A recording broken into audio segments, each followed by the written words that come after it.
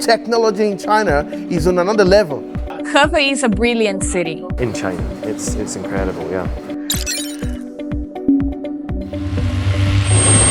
It's very impressive what they have here, especially because they have robots that can carry out tasks that would usually take a lot of time in your house, but that actually are not that important.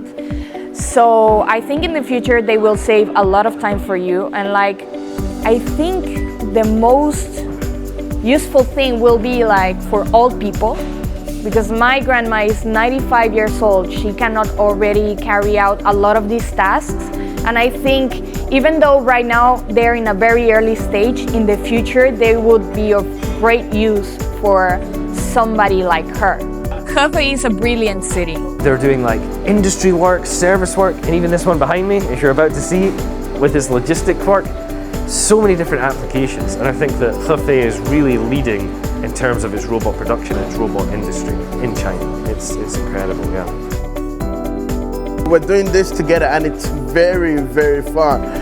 It's unbelievable to see robots doing a real dancing step. I can tell you technology in China is on another level.